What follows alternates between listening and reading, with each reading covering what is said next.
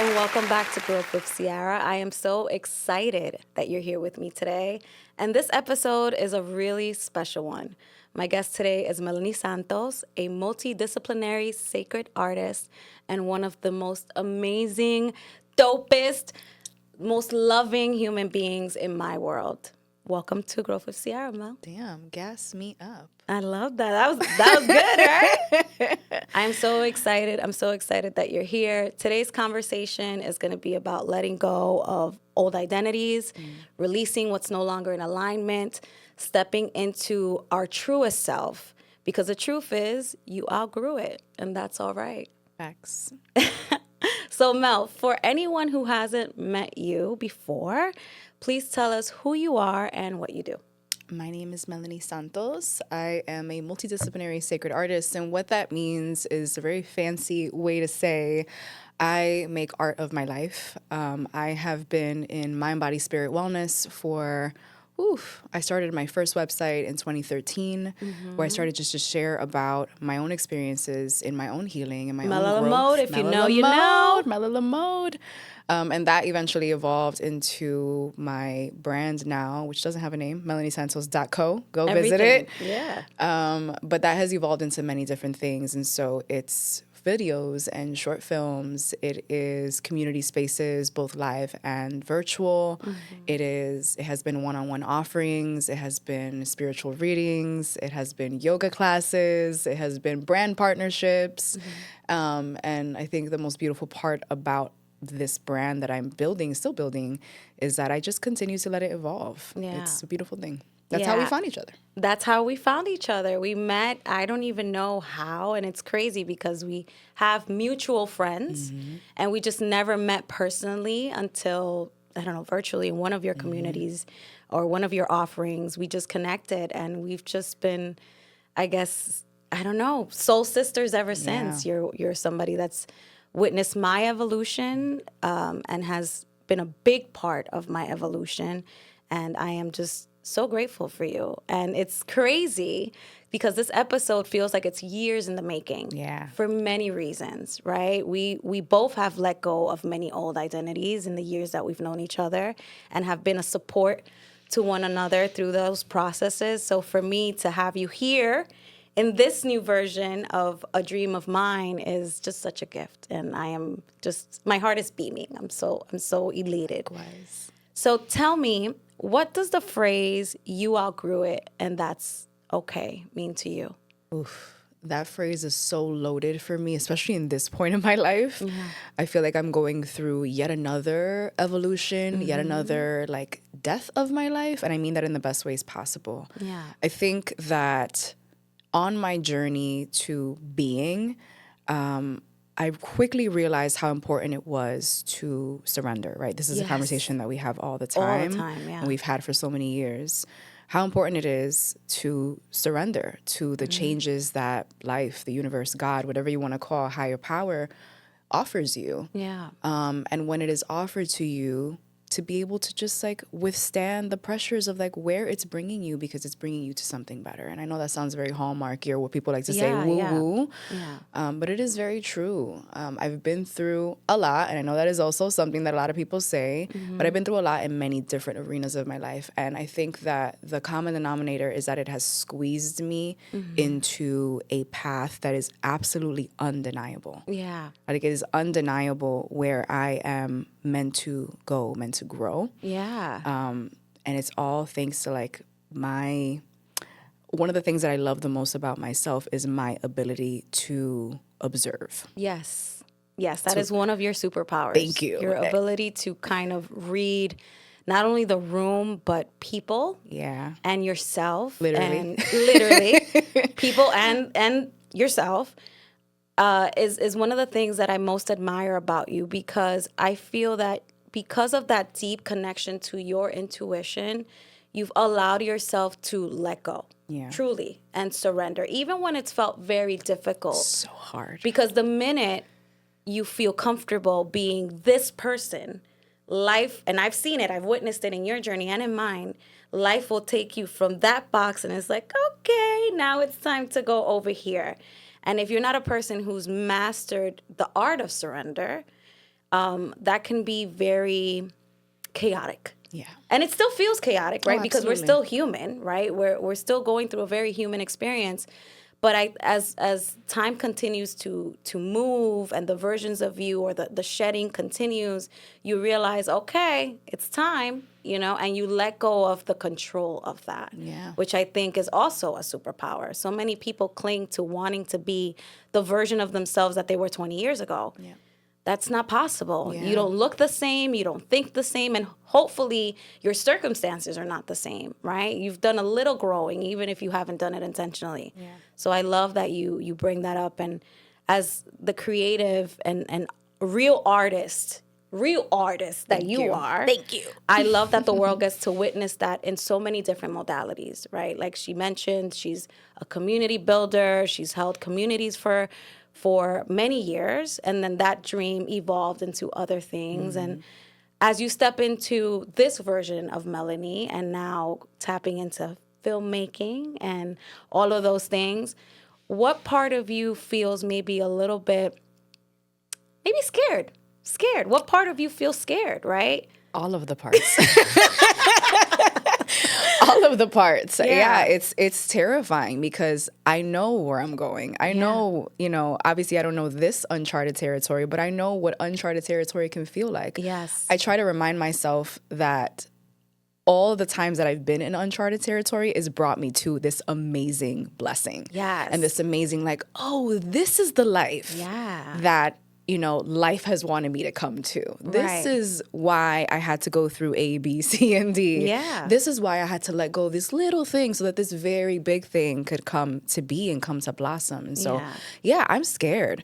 But then when I sit and observe, right, and not absorb the fear, because fear is just an absence of love. I don't want to start becoming very spiritual teacher, but it really is. It is. Right? It When is. you sit with love for yourself, with love for your journey, with love for even the bad things, right, that we've been through, I start to personally take inventory of oh, okay. Well, in 2024, when I had to let go of this thing, that made space for this new thing to come to be 2 months later. And then that got me to meet these beautiful people who are now able to help me 3 years later with this dream that I want to come to be. So it's a really beautiful thing when we practice the art of living and being and observing and not absorbing. I am very scared, but also I'm very excited. Yeah, and you can feel both, right? Yeah, absolutely. There is that.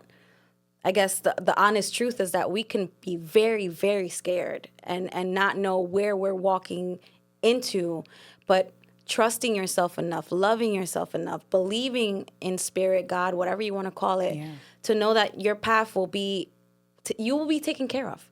As long as you continue to follow whatever that nudge is and you take the time to listen, first and foremost, to the nudge. I think one of my favorite sayings, and you like to say too, is before the boulder, it's a pebble, right? Like God will throw you a little pebble first, and then if you don't listen to the pebble, it becomes a boulder. And I think one of the things that happens when you become more and more aware with who you are is that you can see the pebble before it's thrown at you. You can see it in the horizon, and that allows you to pivot much faster and surrender much faster than you did maybe when you didn't have the same level of awareness. So I love that you say that. This is scary for me. This is very scary for me. I'm proud of you. Putting myself, thank you. I'm proud of me too. Yeah. I'm proud of me. But also, there's a certain level of vulnerability that comes with doing this. There's a level of privacy that you give up. I'm a very private person. And for me to sit here and talk about things and include little bits and pieces of my personal life is a lot for me. It's a stretch. And, for people that don't know me, they may feel like, well, you do this so naturally. It's because I'm following a calling. It's not me, right? It's not me. The me would be like, no, don't say that, or no, don't do that. But the version of me that's tuned in to the God in me, right? Or the spirit in me knows this is what you're supposed to be doing, so show up, right? So I love to see that in you and in me and everyone who's working on their evolution. Now, we spoke about releasing things that are no longer in alignment. What do you think is one way that anyone out there can kind of relate to cutting off something that maybe energetically doesn't feel the same anymore? How can they do that with love and grace? My God, it comes with practice. I want to say that. I don't want anybody to listen to this episode and be like, well, I want to start tomorrow. Yeah. Okay, you want to start tomorrow. Start observing when you're in specific connections or relationships, whether it be with a person, whether it be with a job, naming all the things that I've broken connections with, all the things that I've had to surrender, a person, a job, a project, a habit, a belief system. How does your body feel in that interaction, right? That's people ask me all the time, having taught about intuition and mind and the body and spirit, energetic care for so many years, how can I tap into my intuition? Because that's the seed that's going to let you know, well, this is the thing that you have to break ties with. Your intuition doesn't come from this like mystical place. Your intuition is in your body first. Yes. And so I think the disconnect, especially in this day and age, is that we are so disconnected from our bodies. Yes. We are so disconnected from our bodies, especially, Black and brown people, marginalized people that have had to go through so much ancestrally. Yes.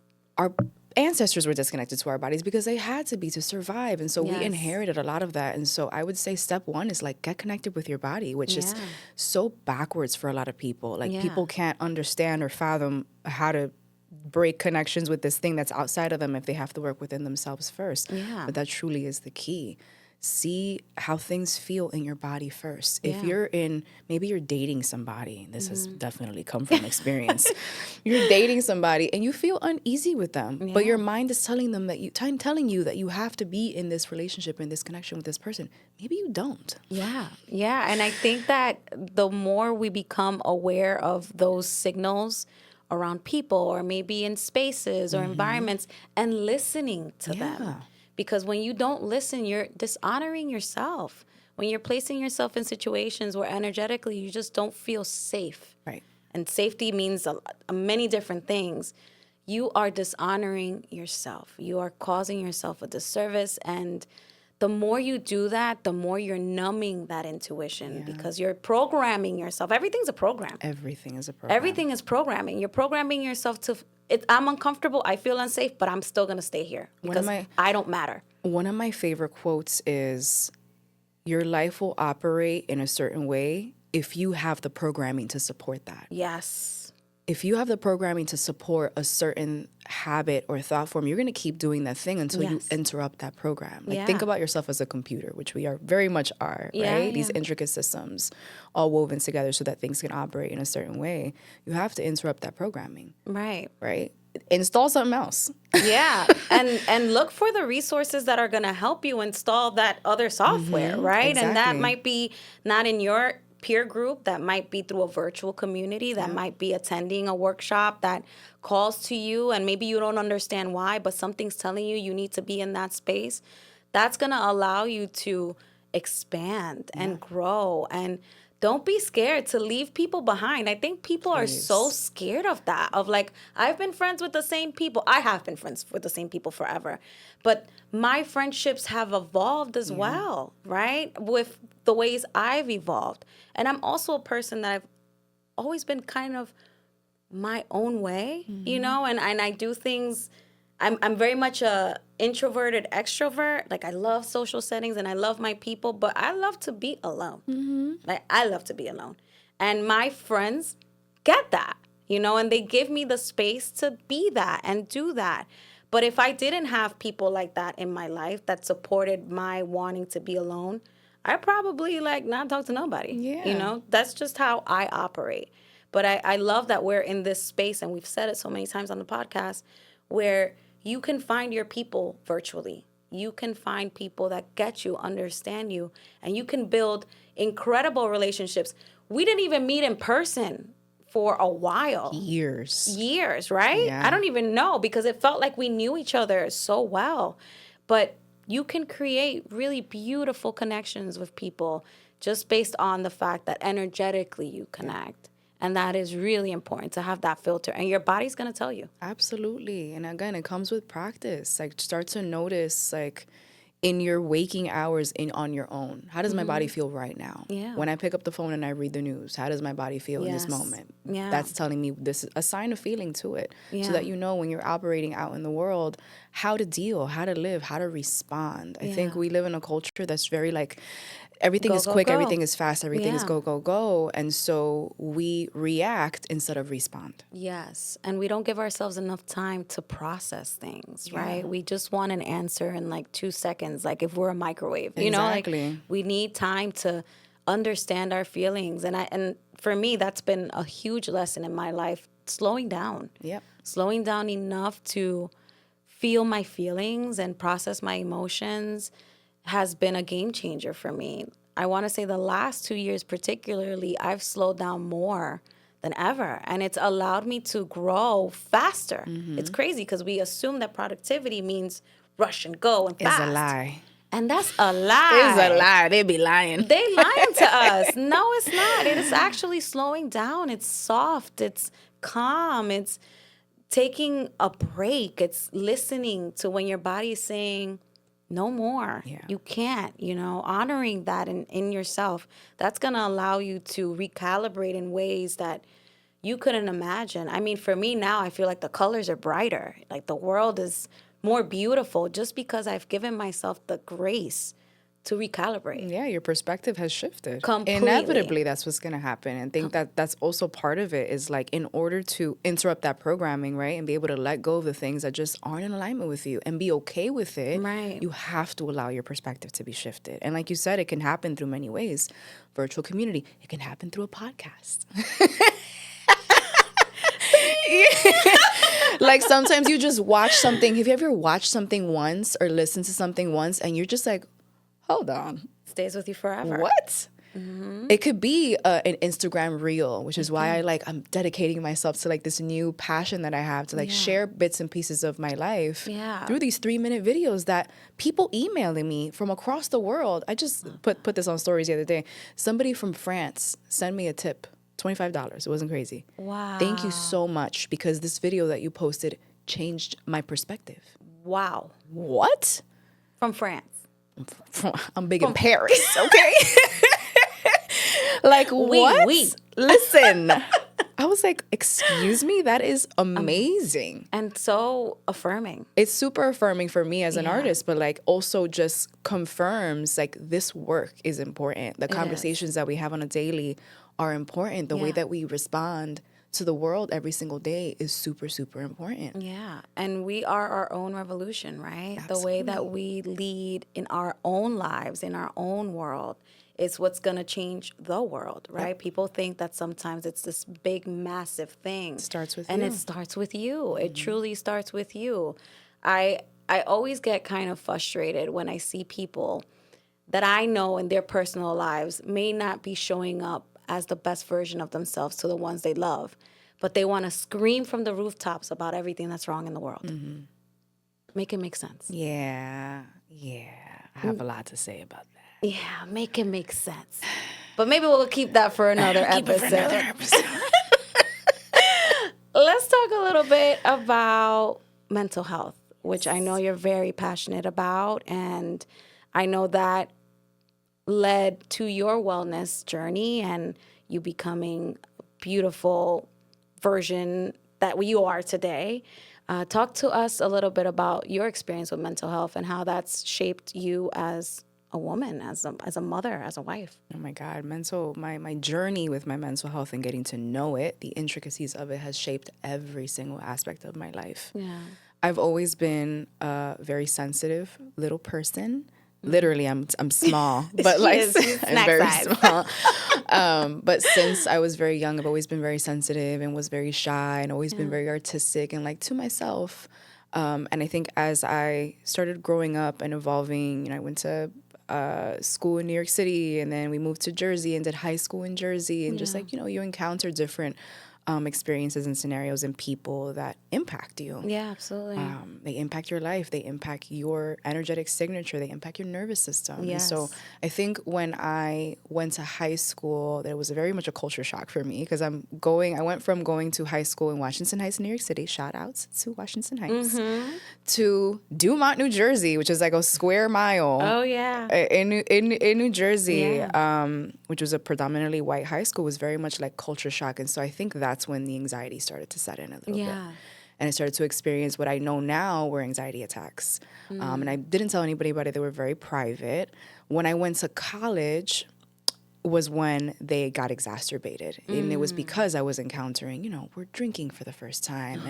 And, there's alcohol. Maybe you're experimenting with other things. And you're dating. I was dating seriously for the first time. Yeah. There's just so many variables, life experiences that I was experiencing for the very first time and on my own because I was dorming. Right. And so the anxiety attacks got really, really exacerbated then. Yeah. And I remember going to the doctor on one of my breaks from school. I came back home and went to my doctor and, they ask you, how are your emotions? Are you feeling this? Are you feeling that? Yeah. And long story short, that doctor was like, yeah, you're depressed. And you're also experiencing anxiety. And I was like, 18 years old, I was like, what? Yeah. You can't even wrap your head around that concept. I was like, that's not for me. Yeah. That's for people in the movies and on TV, which is what we hear culturally. Of course. In our yes, cultures. That's a whole other point. In our communities, it's no, I'm Latina. Black and brown families are like, that's for the movies. That's for white people, right? Yeah. And it's just you don't, what? Therapy? No. And so fast forward, I graduate college. I'm living with this intensity in my body that was just undeniable, but also just trying to live through it. And it wasn't until I was 23, I was in a tumultuous relationship with a person who is now my husband. Shout out to my husband. Shout out to Huey. Shout out to Huey. We were dating. It was an uphill journey. That story is on YouTube if anybody's nosy enough to go and listen to it. No, it's a really good story. We had a pretty tumultuous, coming up. We were, in our 20s, just, bullshitting and just, not very serious about ourselves. But I had my emotional stuff going on. He had his own. And so just the stress of that sent me into the bout of depression that I thought was going to end my life. Wow. And there was many other things going on. My friendships were changing. You don't have the same friends that you did in high school and in college that you do in your early 20s. I had to move back home after college. That was a big deal. I'm sure was a huge adjustment. I graduated in 2011 with what was supposed to be job security, and we're going through a recession, so I couldn't get a job. There were just so many things going on simultaneously that were impacting me. And I went through this bout of depression where I was literally in bed for 7 days straight. Wow. No showering, no going to the bathroom, no nothing. My mom would come to feed me sopita Maggie, the little packet soups. Yeah, and I would drink it from a straw. And I literally was like, this is it. I'm good. I'm done. Yeah. Happy ending, though, because I'm here. Yeah, of course. That was how my parents were able to get over their fear or judgment or whatever they had about therapy. Yeah. And we sat down and we contacted our insurance and we found me a therapist. And that was my very first therapist. And so I've been in therapy since then. I have I'm on my third or fourth therapist now. Yeah. I've been with this one for 4 years now. Yeah. And she's amazing. And it's been... And I'm not I used to be everybody should go to therapy. And I do think that everybody should go to therapy. Same However, here. there's so many different forms of therapy. There are. And I'm very clear on that now, that there are so many different ways that we can deal with our emotions head on, as they are happening, and also process them later on. Some of them I'm certified in. Ow. Yes, she is. That I am very happy and excited to be sharing with the world. But I'm so grateful that I was able to observe my way out of that experience. It was absolutely life-changing. And then after that, the rest is history. I started to blog about my experience. Yes. I created my first website. I was like, well, I can't be the only 24-year-old going through this. Yeah. That's also interested in still living. I was interested in still living my life. And so I started to blog about it, and that took off. What's so crazy? I'm thinking about that time in my life as well. And I think that's probably how I found you, because I also dealt with a lot of anxiety. I didn't know it was anxiety. Mm-hmm. I just thought that was just who I was. Yep. Being most of my life, I literally just started sleeping like a normal human being, 2-3 years ago? Mm-hmm. So I always felt like I was just always on this like weird, I was wired weird. I that's how I felt. But I learned to live with it. Yeah. There was always there was something that always felt like it was tugging at me. And I used to get panic attacks as well. I didn't know that that was a panic attack. I just knew that it felt like I was drowning in water, but there was no water in sight. And there was no way for me to share that with anyone because I didn't have, I guess, the resources at my disposal to talk about those things. I also was raised in a household where my mom was busting her ass, working 6-7 days a week to give me and my sister a really great life. So I didn't want to burden her with this whole, like, I'm dealing with these things. And it led me down a really dark path for a really long time. But a part of me also knew that there was light. I just needed to go find it. And this is obviously before this time, before the internet, before virtual communities, before you can talk to someone anonymously, you know, truly, and especially being young, you think you know it all. Right? You're just like, this is just how life is. And in our culture specifically, uno pasa por la vaina. Yeah. O sea, la vida es dura. Yeah. Like you're not special because you're going through a hard time. Right. This is just life. You Especially like first generation American, like I had to cross boundaries. I had to come into this country with the clothes that I had on my back. And it's just like, how could you not feel like a burden? Correct. How could you not feel? No blame to the parents. No blame. They did as best as they could. They as best really as they did. knew how. And I think about even from their perspective, moving to a brand new country, you know, facing all of the adversities that they had to face, learning a new language, you know, if you were raised in the Bronx in the 90s or in the Heights in the 90s, the violence, the crime, the drugs, you know, all of that, and you're just trying to make a buck and have a better life. I can't imagine the level of constant fear and anxiety that they had to deal with. And they just felt like, well, this is just life. So tough shit. You got a roof over your head. You get to go to a school where they give you free lunch. You're good, right? Like, I don't blame our parents for that at all. But I do see where that lack of support really affected me. And that translated into adulthood and the decisions I made when I was young and the ways I was looking to soothe that empty hole that I had. And I'm grateful for you and your platform and for your courage to speak about your experience because it helped people like me, and you've helped so many people, see themselves in you and in your experience and seeing you cross to the other side. Yeah. And speaking about it so openly too, you know, like that must have been really tough. Yeah. Yeah. Part of me is like, I'm a Gemini. I'm an open book. But also, I'm also like very like, I'm a Cancer moon, Cancer rising if we're sharing our astrology. Like I'm very like safety's everything to me. Yeah. But I've always known being like, I've always been a natural artist. Like knowing that what you create in your life and in your life is so important to how we're meant to change the world. So I knew that if I could reach at least one person, that would make it all worth it. Yeah. Because it was like, this is like 2013. There was no mental health resources out there at all. At all. Okay. This is like, I like to joke with some of my like blogger friends that I was part of the dawn of like mental health content and like people speaking out honestly about how they felt, which was very taboo. Yeah. Like there were no like panel discussions. I remember my very first panel discussion was in a bookstore. Yeah. It was unpaid. There was like 12 people in the audience. Like that's how small. And now we have like conferences. Yeah. I'm so proud to have been a part of that. Yeah. Like the inception of like what is taking place today is just beyond me. It's like what I dreamed of back then. Yeah. But it's because people were brave enough to stand up and speak up about it. Yeah, you know? And say, hey, like this is going on in my life, and is it going on in yours? And not just that, but like speak up from a cultural perspective. Yes. I've spoken about this a lot. Shout out to my mom, who I'm super close to. My mom is one of my best friends. But when I set out to express myself, I expressed myself. Yeah, so I was like, if I'm going to talk about this, I'm going to talk about everything. And you're going to talk about the whole thing. We're going to talk about anxiety, and we're going to talk about depression, and we're going to talk about machismo in my community, and we're going to talk about how maybe my brother and I were not raised differently, and he has a different mental health state than I do. And I remember I got published in a literary magazine, a Dominican American literary magazine. I published this piece all about these topics, which was like very brave of me. And my mom read it, and she was so mad. I'm sure. And I was like, I was so proud of it. I was like, oh my God, look, I got published for the first time.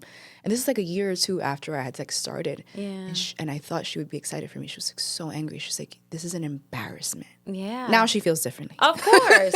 Of course. She's like one of my main supporters, but she's like, what an embarrassment to our family. Yeah. Little did she know that so many of our family members were reaching out to me in private to About say, that.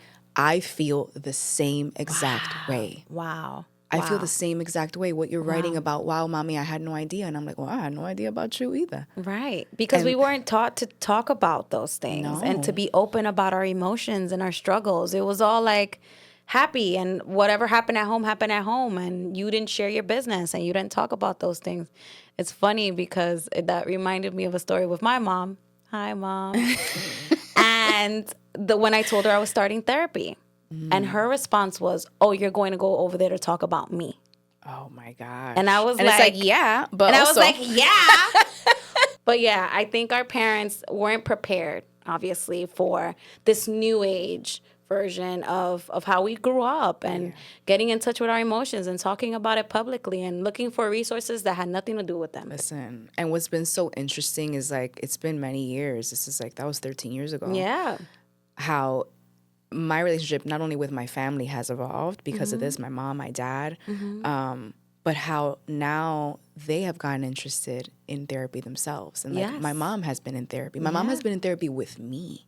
That was a big deal early on. But like, she's been in therapy for herself. And it's just like, wow, and I did that. Yeah. You were the catalyst. You know, it's been a really strenuous, chaotic, but also very gratifying journey to being my true self, you know, in las buenas y en las malas. In that point, yeah, I love that. And, you know, when we break cycles, especially as the eldest, and all that comes with that, it's a lot to carry. But the rewards are so beautiful. And to see how your daughter is being raised, how my children are being raised, and something as simple as, which I love to mention here, you know, I apologize to my kids. Oh, yeah. Like I always apologize to them. And I think that's so important because it validates their feelings and who they are. And I don't want my kids getting validation from no dusty nobody out there. Their validation needs to come from their house first. I was literally telling my husband about that the other day. I'm like, where are we traveling to next? Because I don't want some little boy to take my girl to Miami. And think that she's going to be impressed because at age 1, she was in Barcelona, Spain. That's okay, right. baby? No, that's right. I am very big on that too. Like making sure that they know their worth as little growing people. Yeah. Super important. I love that. So Mel, as you continue to evolve and your offerings evolve, what is one project that you're really excited about right now? Oh my God, I'm excited about everything right now, which is like part of the gift of letting go of things is like you get that like inspiration again. Besides like doing these little film projects, please follow me on Instagram. I'm doing some beautiful things over there. She really is. I'm really so excited about them. These little mini films that I'm making under 3 minutes. But something that I'm super excited about, and I'm going to announce for the first time. So a couple of months ago, I created this thing called the Devotion Lab. You know, she's been in all of them. Participate in them. She's been in all of them. And so the Devotion Lab was born of, number one, me missing teaching because it's something that I gave up completely. I had been teaching mind, body, spirit, wellness stuff. I had a membership community that Ciara used to help me run for 5 years that touched the lives of over 500 women of color, which was just an amazing era of our lives.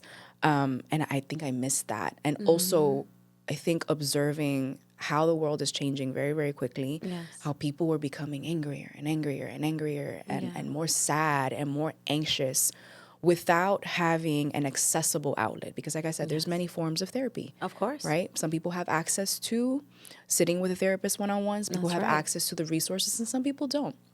And so I'm like, how can I teach what I know, do these beautiful workshops, Yes. also offer people the accessible resources to be able to move emotion through their body and alchemize them and shift them into something else. Yeah. And also offer a community aspect where people are able to connect with each other through the process. And so thus was born, the Devotion Lab was born. And so the Devotion Lab is like a series of practice, what I like to call labs, because when you go into a lab, you're changing something into something else, right? And it's not so much that we're changing ourselves, but more so we are chipping away and becoming more of who we are.